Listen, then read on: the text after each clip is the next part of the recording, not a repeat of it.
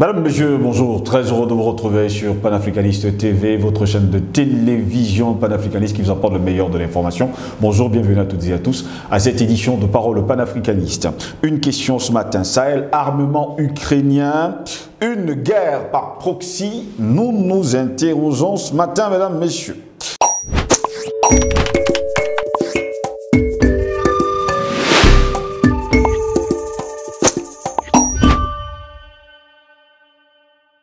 Eh bien, rappelons, mesdames, messieurs, le Mali puis le Niger ont annoncé la rupture de leurs relations diplomatiques avec l'Ukraine. Les deux pays africains, avec le soutien de la Russie, accusent Kiev d'avoir contribué à la mort de soldats maliens lors d'affrontements avec les rebelles en fin juillet dernier.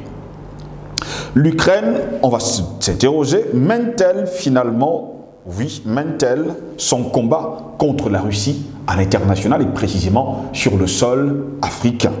C'est la question qui se pose alors que Kiev est accusé par plusieurs pays africains d'avoir aidé des rebelles Touaregs lors de combats intenses dans le nord du Mali.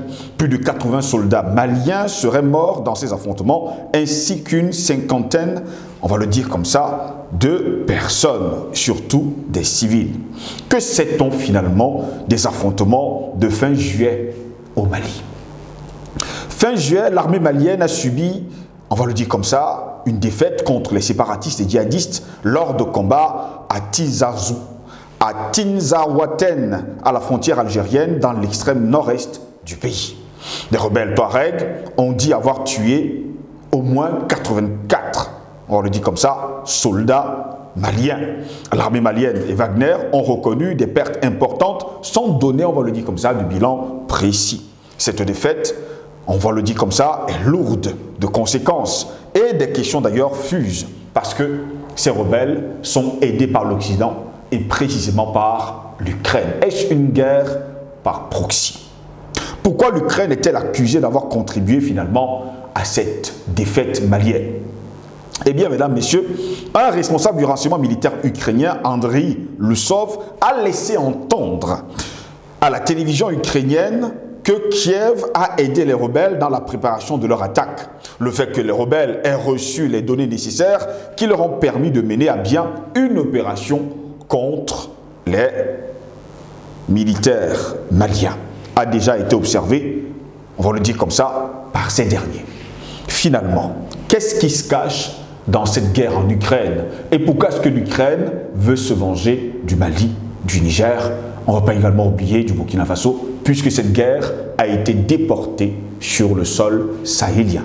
Voilà pourquoi nous nous interrogeons, mesdames, messieurs, ce matin, Sahel, armement ukrainien, une guerre par proxy, telle est notre grande interrogation. Pour répondre à nos questions, nous sommes avec Thomson Eran, jeune panafricaniste. Il est notre invité. Thomson Eran, bonjour, bienvenue à vous. Bonjour, Ngos.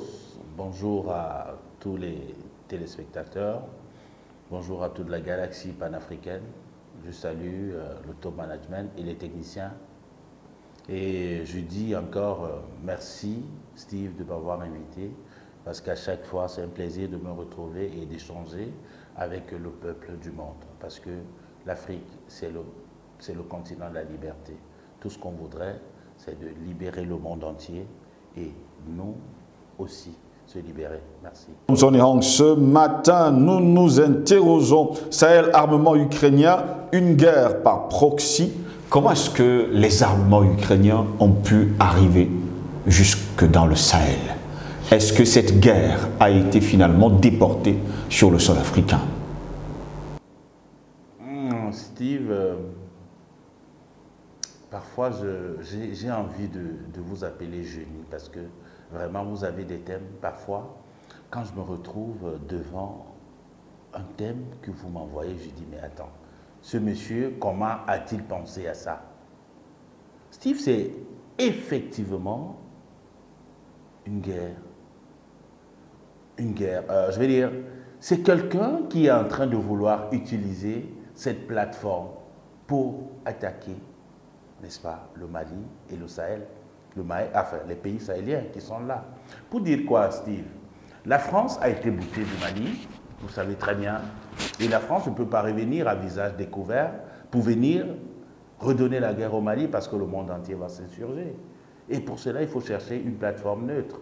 On sait ce que c'est que la guerre par proxy. On sait très bien. C'est utiliser un intermédiaire comme une interface et puis être très transparent. Et il y a aussi l'anonymat, qu'on sait très bien quand on parle de proxy. Il faut être tellement muet et agir, n'est-ce pas, étant masqué. On sait que l'Ukraine, c'est qui? C'est l'Occident. Il faut comprendre. L'Ukraine, c'est qui? C'est l'Occident. Et le combat de l'Occident, c'est quoi? C'est de se défaire de l'ancienne Union soviétique, qui est la Russie, qui est en train de mettre ses jalons partout en Afrique parce qu'il est question de libérer les peuples du monde, de l'oligarchie occidentale. Mais maintenant, il faut passer par l'Ukraine et faire croire que, quand les États de l'AES ont rompu, n'est-ce pas, les accords, et que c'est l'Ukraine qui vient les combattre. Mais attends, nous ne sommes pas aveugles, nous ne sommes pas fous. On sait très bien ce qui est en train de se passer. C'est l'Occident qui est en train de continuer de presser les pays des États du Sahel. Parce qu'ils ont compris. Ils ont compris que le G5 n'existe plus.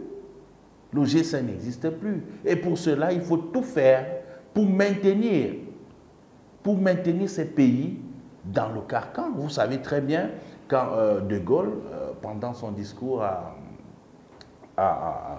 au Congo-Brazza, avait dit tous les pays qui essayeront de fonctionner hors du giron de la colonie ne pourront pas émerger. Ils vont essayer de les piétiner jusqu'à la guerre. C'est ce qui est en train de se passer. C'est la France qui revient avec un visage masqué et utilise l'Ukraine comme une plateforme transparente pour continuer de combattre les États du Sahel et de les maintenir dans la pauvreté, la captivité, continuer de piller, tout simplement. L'armement, l'Ukraine a fait comment pour venir avec les armes jusqu'en Afrique? Posons-nous la question. Seuls les pays tels que la France, les États-Unis, qui ont la possibilité, de par leurs mercenaires, je vous ai parlé tout à l'heure de la Côte d'Ivoire qui est comme un tremplin, je dis une base arrière où tous ces pays utilisent pour venir continuer de menacer les États qui veulent se défaire de l'Occident. Donc, c'est une guerre par proxy, ça c'est clair, c'est connu de tous. On sait que c'est la France qui revient avec un autre visage, passant par l'Ukraine, parce que Zelensky a montré... Les États du Sahel, déstabiliser les États. Parce qu'aujourd'hui, tout le monde, c'est un secret de polichinelle. Aujourd'hui, on va quand même dire que l'Ukraine arme et surtout, on va le dire, finance les djihadistes, les rebelles. L'Ukraine, je vais vous poser une question. C'est vrai, c'est vous qui posez les questions. L'Ukraine a quelles ressources actuellement? L'Ukraine est actuellement étouffée par la Russie. Où prend-elle ces ressources pour venir armer les djihadistes? Pouvez-vous me dire? L'Ukraine qui a besoin des armes. L'Ukraine qui a accusé ses partenaires de l'Occident de ne plus vouloir lui donner des armes pour combattre la Russie. C'est cette Ukraine-là qui vient armer les djihadistes. Comment fait-elle? Aujourd'hui, en Ukraine, on va le dire que l'armement inonde carrément tout le pays, au point où même le marché noir de cet armement... L'Ukraine est devenue une plateforme transparente où n'importe qui vient se mixer pour combattre la Russie, parce que la Russie a mis ses tentacules partout en Afrique pour dire non, vous êtes des pays libres désormais, on ne va plus vous laisser, je vais dire à la vindicte de l'Occident, des nazis, parce qu'il faut le dire, c'est toujours le rythme des nazis que les Européens sont en train de pratiquer, et ceci met, n'est-ce pas, la Russie dans une posture de vouloir sauver l'humanité. Et ça, l'Occident ne relâchera jamais la Russie.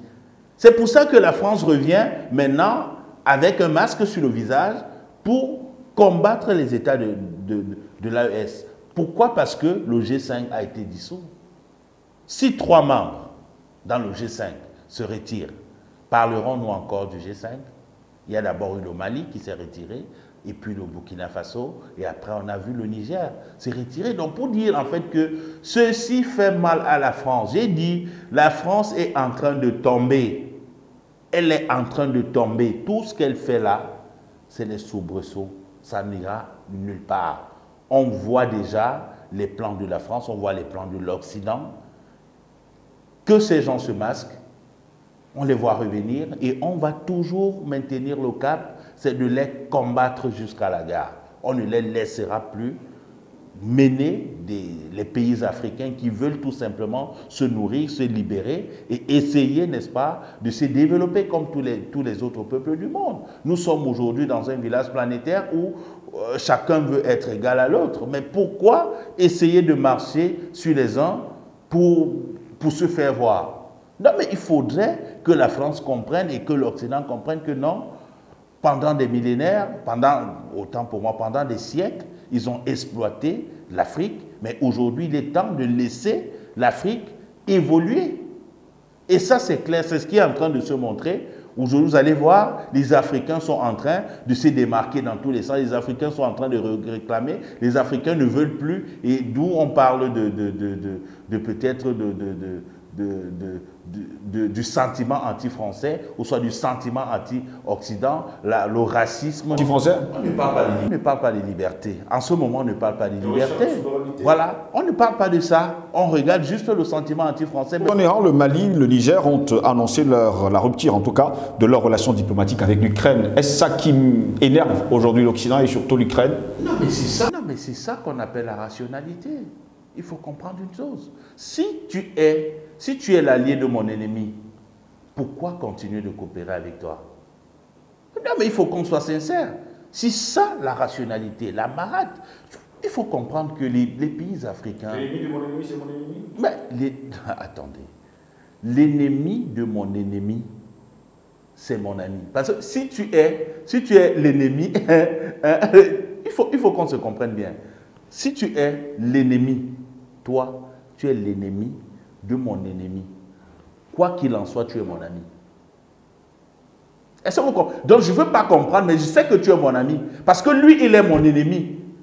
Pourquoi il est mon ennemi et il est ton ennemi? Peut-être on défend tous la même cause et que lui, il est contre nous. Forcément, tu dois être mon ami. Et si je regarde bien, j'essaie de lire. Oui, j'essaie de lire entre les lignes. Je vais comprendre que quelque part, on a les mêmes aspirations, on regarde dans la même trajectoire. Et là, on se met ensemble pour combattre celui-là. Donc, pour dire en fait que les États de l'AES ont tout simplement été rationnels. Alors, dis-moi qui tu fréquentes, je te dirai qui tu es, tout simplement. C'est la France, c'est les États-Unis, c'est l'Angleterre, tous ces gens, c'est eux qui arment pour aller combattre. On a vu comment tous ces pays se sont levés solidairement pour dire « Ok, on va se mettre en branle pour mettre à mal la Russie ». Et il ne s'en cache pas. On a vu Zelensky monter sur le créneau pour dire que ses partenaires sont en train de le lâcher à un moment donné. Donc pour dire que lui, il a fait comment? Zelensky a fait comment? Illégitime président comme il est là aujourd'hui. Comment il fait? Comment il fait pour avoir tous ces moyens pour combattre la Russie, pour essayer d'empêcher la Russie de l'écraser et entre-temps venir armer les djihadistes? Il faut quand même rappeler à nos téléspectateurs que la communauté économique des États de l'Afrique de l'Ouest, la CEDEAO, le Mali et le Niger ont quitté, en janvier, comme le Burkina Faso d'ailleurs, et il faut dire que cette communauté a exprimé sa ferme désapprobation et sa ferme condamnation de toute ingérence étrangère dans la région du Sahel. Pipeau ou tout simplement paradoxe? Condamné? Oui, c'est ce que la CEDEAO. La CEDEAO a condamné? Oui. Mais attends, qu'est-ce qu'on dit finalement? C'est la CEDEAO. C'est la CEDEAO qui sanctionne. Officiel, je vous rappelle, c'était en août dernier. Non, mais disons, attends, soyons sérieux. Ne disons pas n'importe quoi aux téléspectateurs. Il faudrait qu'on dise la vérité. C'est ce que la Il faudrait qu'on dise la vérité. Pourquoi? On dit souvent, il faut parfois tourner sa langue 7 fois avant de dire quelque chose. Ferme condamnation de toute ingérence étrangère dans la région du Sahel. Elle a également condamné toute tentative visant à entraîner la région dans des affrontements géopolitiques actuels. Ils se moquent tant. Allez savoir, moi je peux vous donner juste l'information. Mais il faut qu'on arrête d'insulter l'intelligence africaine. Mais nous sommes suffisamment intelligents pour gober des conneries comme ça. Mais il faut qu'on arrête ça. Mais ok, jusque-là, les pays de l'AES ont dit, ok, nous on ne fait même plus partie de ça. Donc, si vous voulez, dites ce que vous voulez, là, nous on n'est plus dedans. Hein? On n'est plus dedans, effectivement, justement parce que les chefs d'État de l'AES ont compris que ce n'est que du pipeau, c'est un jeu de mots. C'est comme on vous parle de la démocratie, mais après le peuple est martyrisé. Le peuple veut décider, on dit non, ce n'est pas vous qui décidez, c'est la France, c'est les États-Unis, c'est New York, ainsi de suite. Donc, il faut comprendre qu'à un moment donné, il faut qu'on arrête de jouer avec les mots, parce que les Africains ont déjà tout compris. Vous ne pouvez pas me gifler après, à chaque fois vous dites non, si je l'ai fait, c'est parce que, bon, ok, je ne le ferai plus. Et à l'instant, vous le faites encore. Donc, vous voyez, ce n'est plus ça. On ne joue plus avec l'Afrique. Et je vous ai dit, Assimi Goïta, Ibrahim Traoré et Tiani, ils ont pris des décisions de quitter cette poubelle. Tous ces chefs d'État qui sont payés par l'Occident, qui continuent de mener les pauvres Africains en bateau en les faisant croire que non, nous sommes libres, mais pourtant c'est des chiens qu'on a tenus en laisse, on les traîne partout en racontant des bêtises, devenant, n'est-ce pas, des laquais, hein, au détriment de leur peuple. Pourtant, quand on prête serment, c'est pour gérer son peuple, c'est pour donner à manger à son peuple. Ce n'est pas pour plutôt affamer son peuple et nourrir plutôt son bourreau. Mais il faut qu'on arrête de dire ça. Moi, j'ai dit, ces chefs d'État sont cohérents, tout simplement. Vous vous souvenez, la dernière, où c'est truc de la francophonie. Sommet de la francophonie. Oui, sommet de la francophonie. Ils ont dit, mais on ne fait pas, on s'en fout. Ça ne nous concerne pas. Donc, ils sont en train de rompre progressivement tous les liens qui les unissaient à leur, je vais dire, à leur... Thomson et Ham, on a l'impression aujourd'hui que tout pays africain qui se rapproche de la Russie devient immédiatement l'ennemi de l'Occident. Non, mais le Cameroun a des liens tellement solides avec la Russie, mon pays, le Cameroun, mon pays. Mais l'Occident a essayé de manœuvrer, mais le vieux sage a dit, je suis avec la Russie depuis toujours, c'est mon partenaire. Si je vais, c'est pour reconduire les accords que j'avais déjà signés. Donc pour dire que la Russie est une alternative pour l'Afrique. Parce que la Russie ne vient pas coloniser. La Russie vient plutôt proposer des choses à l'Afrique et non imposer. Il faut qu'on comprenne. Une personne qui vous impose est différente de celle qui vous fait des propositions. Vous pouvez choisir une chose et refuser une autre. C'est ça le fonctionnement de la Russie. Mais maintenant, pourquoi ça fait mal à l'Occident? Quand elle est venue avec le christianisme, en disant non, vous êtes obligés de devenir chrétien. Mais les gens parfois disent que ce n'est pas bien de dire ça. Mais moi je dis toujours, on ne peut pas t'obliger de faire quelque chose qui est bien pour toi. Si tu n'es pas un enfant. Si tu es mon fils, je peux t'obliger de faire certaines... Mais si tu es adulte, je ne vais pas te tuer parce que tu as refusé de manger. Mais il faut comprendre, c'est ce que la France et l'Occident, je veux dire, ont procédé. Ils arrivent en Afrique, ils vous disent, je voudrais que vous soyez chrétien. Vous dites non, on vous coupe les mains. Vous dites non, on vous met en prison. Vous dites non, on vous met dans les centres de concentration, tout ça là. Mais attention, pour mon bien, on me tue. Mais si je vous demande, par exemple, de prendre ce qui est bien pour vous, vous dites non, je dis, ah, ça vous engage. Tout simplement. Mais pas attenter à votre vie parce que je veux vous montrer. Mais si je vois que vous enlevez la vie est facile. C'est le bien que je ferai pour vous. Nous sommes dans cette continuité, Steve. L'Occident est venu avec les armes à la main, plaçant sur les tempes des chefs d'État, disons, des rois africains, leur imposant des choses, il dit, inimaginables.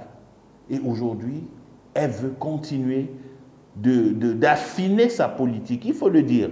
Elle est en train d'affiner sa politique. Parce que là, la politique devient plutôt subtile. Parce que quand vous dites, par exemple, hier, la CEDEAO a condamné, a puni les États de l'AES en les affamant, laissant même le peuple mourir. On a dit, même le droit aux soins, vous n'avez pas. Mais après, ils disent qu'ils s'insurgent contre l'émission mais c'est du n'importe quoi. Ça dit, ils pensent qu'ils ont atteint un niveau de manipulation. Mais ça ne marchera plus en Afrique parce que l'Afrique est avertie. L'Afrique sait déjà où elle va. L'Afrique est en train de penser comment s'assumer. Et terminons rapidement, Thomson et Rang, le sommet des BRICS aura lieu en fin de ce mois d'octobre 2024. Le conseil du président russe pour les affaires étrangères, Yuri Ushakov, a d'ailleurs déclaré jeudi dernier que 24 dirigeants ont confirmé leur participation au sommet du bloc des économies en développement des BRICS, qui se tiendra à Kazan à la fin de ce mois. Il a précisé que les dirigeants de 9 États membres, dont le chinois Xi Jinping, le brésilien Luis Ignacio Lula da Silva, l'Iranien Massoud Pezeshkian, feraient partie des participants à ce sommet. Peut-on imaginer un engouement de la part des pays africains? Ce n'est pas de l'imagination, c'est un fait. Les pays africains qui veulent se libérer... Même si pour ce sommet, on nous fait savoir que personne ne peut intégrer. Tout à fait. Mais il faut commencer à assister pour prendre de la graine, pour comprendre, essayer de mettre les jalons et dire « nous voulons être ensemble ». C'est comme une séance de travail. Si j'apprécie ce que vous faites, même pour rien, je peux venir rester avec vous juste pour apprendre un peu et comprendre où est-ce que vous êtes en train d'aller. C'est la puissance mondiale. C'est ce que j'appellerais l'équilibre du monde. Qui ne voudrait pas, je vais dire, être égal à l'autre? Le Niger, le Mali et le Burkina Faso vont se renforcer davantage? Naturellement, ces pays vont se renforcer et vont demander à la prochaine occasion d'insérer les BRICS, tout simplement. Donc, ce n'est même pas une question à se poser. Quand vous voyez la trajectoire tracée par ces chefs d'État que je salue, vraiment, c'est un travail de fou. Et c'est ce que j'ai toujours dit, Steve. Moi, j'ai dit, les chefs d'État qui font d'abord le tour du monde pour venir nous donner des ordres ne sont pas des chefs d'État, c'est des laquais. C'est des gens qu'on prend, on dit, OK, on va faire ceci, on va faire ça pour vous. Un chef d'État africain n'a pas besoin d'aller à New York. Il n'a pas besoin d'aller à l'Élysée. Ils n'ont pas besoin d'aller n'importe où. Pour qu'ils reviennent, on dit, bon, tu prendras la magistrature suprême dans ton pays. Non. Il a besoin de sortir comme Assimi Goïta. Oui. Un commandant de troupe, il sort comme ça, là, il dit, bon, moi, je ne veux pas être chef d'État. Je ne veux pas être chef, mais je veux que mon peuple soit libre. Hein? Toi, tu seras Brandao, tu seras chef d'État. Moi, je serai là pour regarder. Après, très facile, il s'est laissé convaincre. Donc, pour dire en fait que, regardons ce que ces gens-là ont tracé comme parchemin. C'est le parchemin de la liberté. C'est le parchemin de retrouver les grands qui ont pensé à l'équilibre du monde pour invincer, n'est-ce pas, le nouvel ordre mondial. Merci d'avoir répondu à nos questions. Merci Steve. Pour moi, c'est un plaisir d'être là et je salue vraiment les chefs d'État de l'AES pour le travail qu'ils sont en train de faire, la cohérence. Parce que moi, j'ai toujours dit, Steve, si on n'est pas rationnel dans la vie, on n'est rien. Ces chefs d'État sont rationnels. Ils savent vers où ils sont en train d'aller. Vraiment, tout ce que nous, on peut faire comme peuple africain, comme panafricaniste, c'est de les accompagner et de faire entendre à tous les peuples africains la trajectoire que ces héros ont choisie pour libérer l'Afrique. Merci une fois de plus de m'avoir invité. Mesdames, Messieurs, de nous avoir suivis. Au plaisir de vous retrouver très prochainement. Restez sur Panafricaniste TV. L'information est en continu sur notre chaîne. Bonne journée à toutes et à tous.